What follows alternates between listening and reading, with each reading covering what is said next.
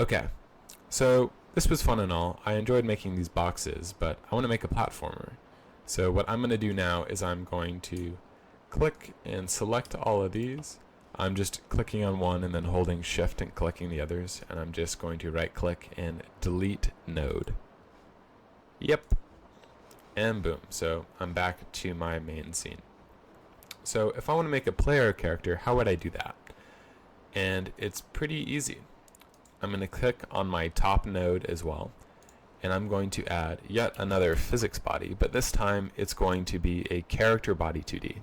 This is a 2D physics body specialized for characters moved by script. So let's go ahead and create that. We'll get the warning yet again. This node has no shape, so it can't collide. So let's add a shape, a collision shape 2D. Let's go ahead and create that.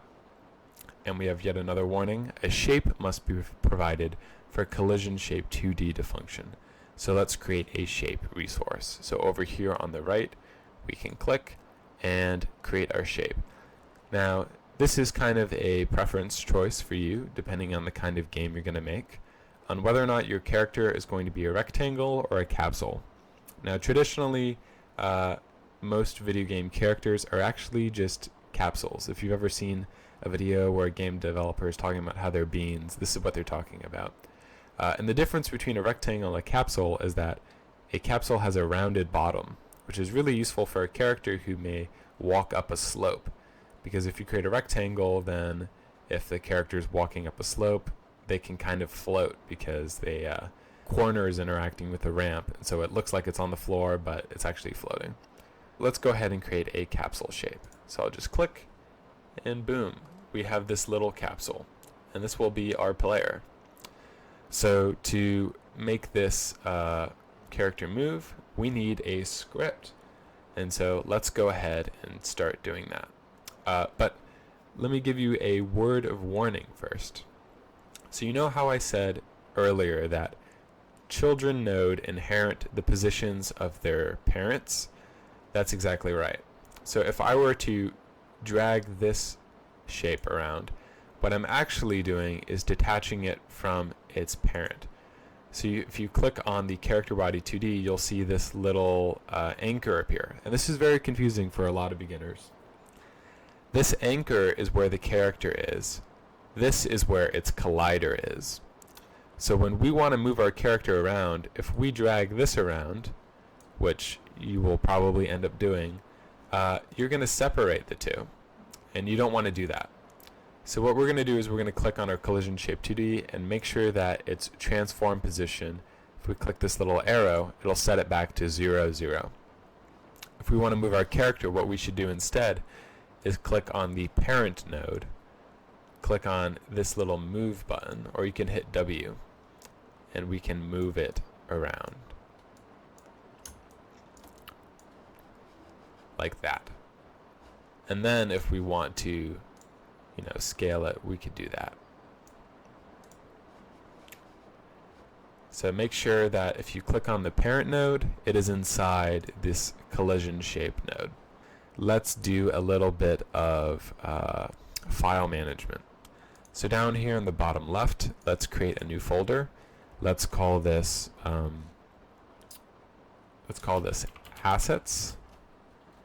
Let's right click and let's create a new folder, and let's call this scenes. And let's right click and let's call this sounds. And one more, let's right click and let's create a new folder called code. So let's go ahead and create a script for our player. So if you click on this little scroll here, we can attach a new script to our player. We can see that the language we're going to be coding in is GD script. This means that it's inheriting all the code of character body 2D, which we want. And then we have a template here. Now, templates like this can actually be pretty simple for getting it going, but in this case, because I want you to be learning and understanding it, we are not going to be using the template. And then we can choose where we want our code to be stored in the folder system. So if we click this little folder icon, what you'll see is this. If you created the folders down here, you'll have these folders for us to select from. Let's go ahead and double click on the code and let's click open. And now our file is going to be stored in the code folder. So let's create this. And we have our script here. Okay, so let's begin coding. Sort of the classic first thing to do is we want to create a code that can print sort of an output.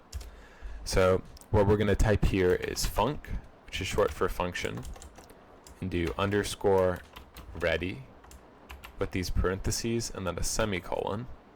This is going to be code that will run at the very start of the game. So if I do a little hashtag here, I can write a comment. This will be code that runs at the start of the game.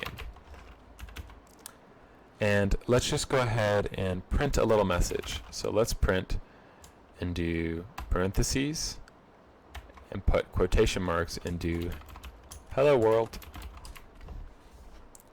Or actually, let's do what's up world.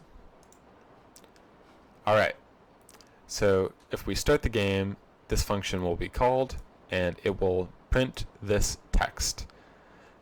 And this is in quotations because we're telling the game that this is a string, which is a type of variable, essentially, saying that this is text. Because if I didn't have this, it could be thinking that I'm trying to print a variable called what's up world. But we're telling it, no, this is text. Alright, so if we run our scene and we click this little movie clacker in the top right, we'll see that this is our game with our floating bean. But in the bottom left here, we have a little message saying, what's up world? And if we were to change that to howdy world and run that, we'll see that it changes down here. So we successfully have code that is running at the very start of the game. Great. For now, we're going to not use that, so let's just type pass here. And let's move on to the second type of function, which is a function that runs every single frame. So this function is called underscore physics process delta. And if you're typing out something and you see this little text appear below, if you hit tab, it can autocomplete that text. So let's write here in a hashtag, so it's a comment and it doesn't affect the code. This is code that runs every single frame. So every single frame of our game, this code will be called and it will do whatever is beneath it. Now before we actually code the some of the beginnings of the movement, let's actually change something in our project settings. So if we go over here to the top left, we can click Project, Project Settings, and we can control, and if we go to this little button up here, we can click the Input Map, and we can put in actions that we want in our game. So let's go ahead and add a new action. So if I click Add New Action here, I can name it. So let's call this Move underscore right. Let's add. And let's do action move underscore left. And let's do all the directions actually. Move underscore up. And let's do move underscore down. So we've defined some actions, but now we need to put inputs for those actions. So if we click this little plus button, we can put in some inputs. So if I just go ahead and hit D on the keyboard, we'll see that it's creating a physical key code for when I press D. So if I hit OK, now if I hit D, it's calling this input called move right. So let's go ahead and do that for all these. So I'll click the plus and I'll do A, move left, up, I'll hit W, and for down, I'll hit S. What's useful about this kind of system is rather than just coding in our game when I press D, or when I press right arrow, or when I press right on a game stick, you could just add those all here. So for example, I could hit the plus button and I could hit right arrow on my keyboard, and now I have two different ways of putting in the same input. So I can go ahead and just put that all in. So now I could use WASD, or I could use the arrow keys to play my game.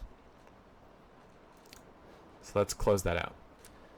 So now that we have defined inputs, we can use those inputs in this code. So for example, if input with a capital I dot is action just pressed, and let's do move right. If I put a semicolon, then I can do print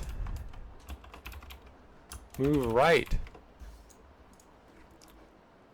Make sure you have an indentation here, because just like a function where you want everything underneath it to be indented, you want that for each time you do an if statement. So if this code, every single frame we're checking, is input just pressed, move right? If so, print this text.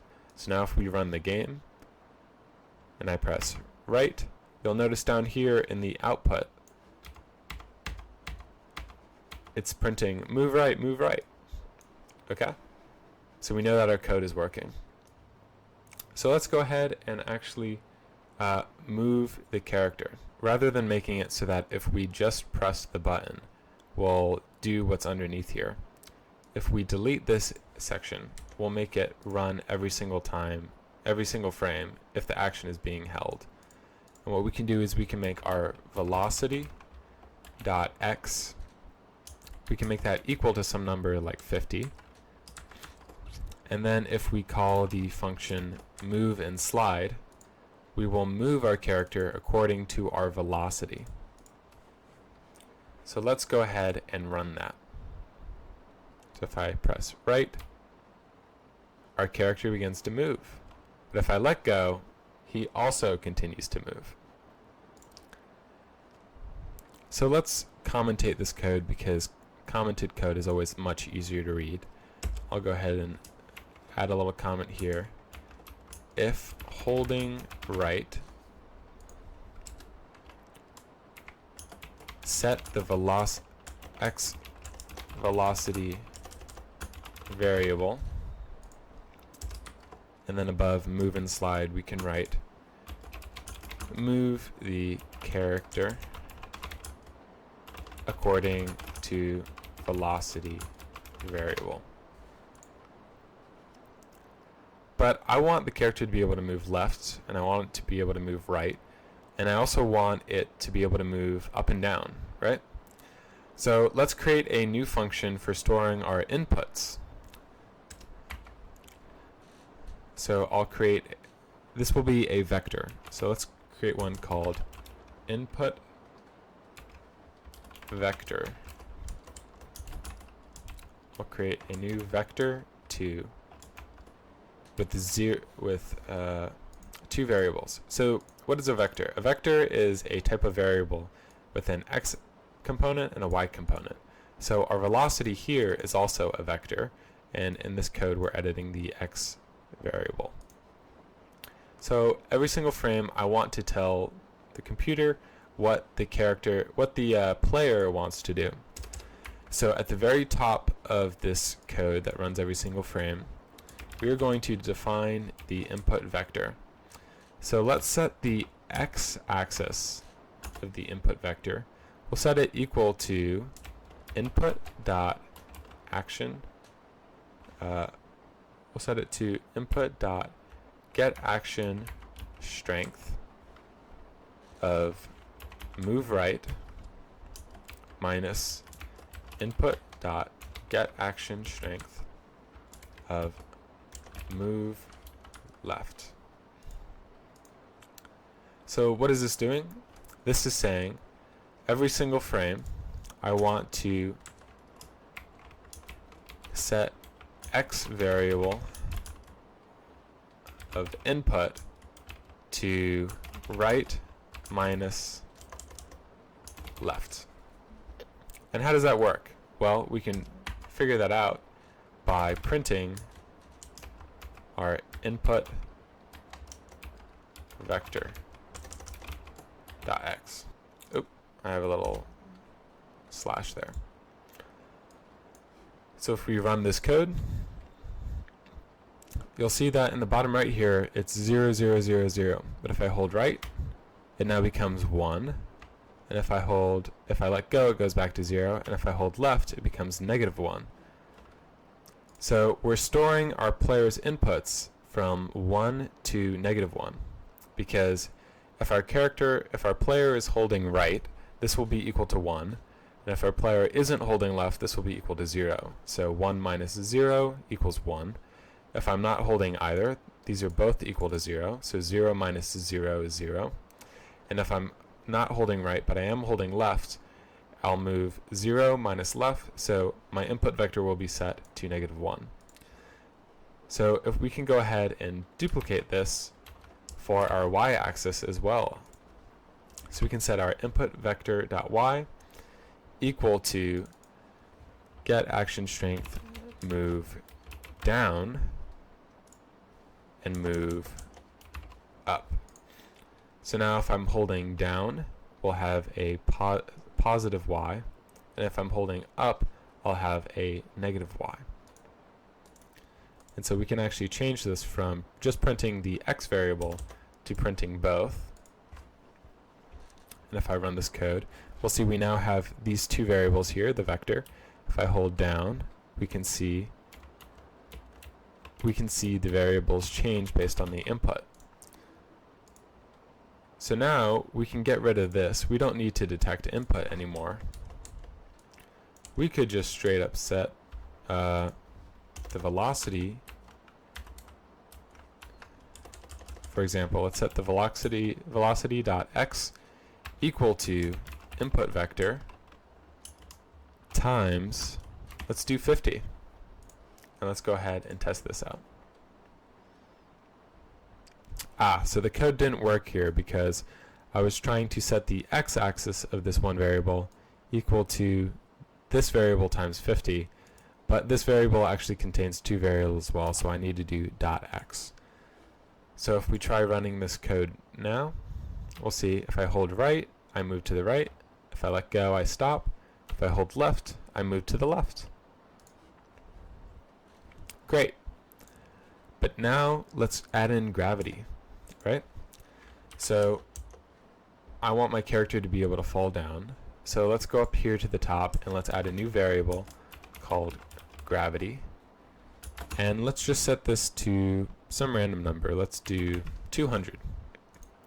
And now every frame, I want our velocity dot y to be equal to velocity dot y plus gravity. So every single frame, I'm adding gravity to the velocity. And actually, there's a faster way of adding this. You can set it, if you do this plus equal sign, then every single frame, I'm just adding gravity onto this variable.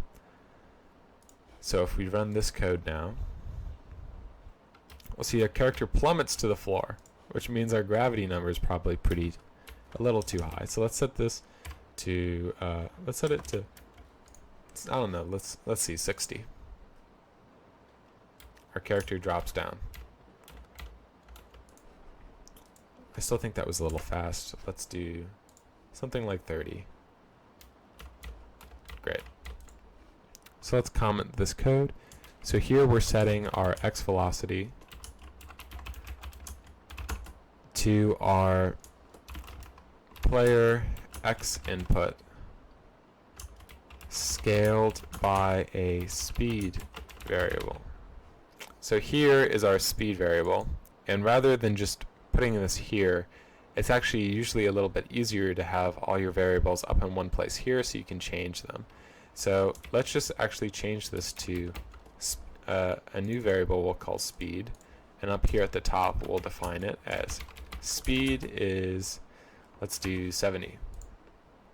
Then let's comment this line of code. So this is adding gravity to y velocity. And we can just hit Control S to save our scene here. So let's try this out. Our character falls down, and we can move them left and right. Now what you're going to want to do from here is you're going to want to really tweak with these values and make them fun. So we have a working basic system for player movement, but we got to add one crucial thing to our game, and that is we need our character to be able to jump, right? So let's go ahead and create a jump. So even though I made this little input vector up here, I'm actually not going to use that here just for simplicity. So what we're instead going to do is create a function so that if our player presses the jump button, they go up. So let's do that. So if input dot is action just pressed, and let's do move up, put a semicolon at the end here, and then we just want to set our velocity to be equal to velocity.y to be equal to our jump strength. So let's create a new variable up here called jump strength, and let's define it as let's do -200. Now you might be confused, why is this a negative number? And let's test it out first and see if this works. So if I press up, our character jumps. But I'm making our velocity on the y-axis negative. Why is it moving up? And the reason for that is that the way that computer graphics actually work is that right is positive, left is negative, but up is negative and down is positive. And this is a little confusing for people, but it's how computers have traditionally been coded. And it's a little confusing, but you can get used to it pretty quickly. You'll notice that if I make my character jump and I keep pressing jump, I can just keep flying, right? Because my character can jump no matter what. Our character can jump even if they're not on the floor. So we're going to need to fix that. But first, let's make this movement feel a lot better. So I feel like my character's way too slow. So I'm going to go ahead and change it to like 120 or something like that. I want my gravity to be a little stronger, and I want my jump. I really want to, I want a proper Mario-sized leap. So I'm going to set it to -500. So, I'm not doing any math here. I'm just messing around. Okay, this is feeling a little bit better, but I want my character to move much faster than that. So let's do something like 160. And the jump strength feels good, gravity feels good. Let's try this out. I think I want to jump a little higher. So just keep playing around with this. And what's important is that you may just be copying my code exactly, but you should not do that. This is your game. Choose the the physics systems that feel most fun to use. Okay, so I think I've got some numbers that I like. Movement feels pretty snappy. I feel like I can jump. But we still have that issue of the player can just keep jumping forever. Now maybe this is a game mechanic and you want a character who can fly. No. This is basically how Flappy Bird works, if you ever wondered. It's an egregiously simple game to make. So let's change that. So right now, every single frame, we're checking. And we're seeing every frame, are we pressing the jump button? Because if so, I want the character to jump up. I want my character to only be able to jump if they're on the floor. So we can actually just type that. So if our action is just pressed move up, and there's actually a function built in for this, is on floor, put the parentheses, only then can our character jump. So let's try this out now. So I press jump, and I'm pressing jump in the air, but our character can only jump if they're on the floor. Great. Let's make a little bit of a level here. I really want to be able to test it out. So I'm just going to go back to the 2D section and use spacebar and click to drag to move around. I want to create some little obstacles to jump over, so I'm going to actually just click on static body 2D, and I'm going to add another collision shape. And I'm going to call this a rectangle. You'll see it appears up here at the world origin. And I can just drag this around like so. And now if I run, I've got a character who can jump on and bump into the walls. We've already got a little bit of a game here.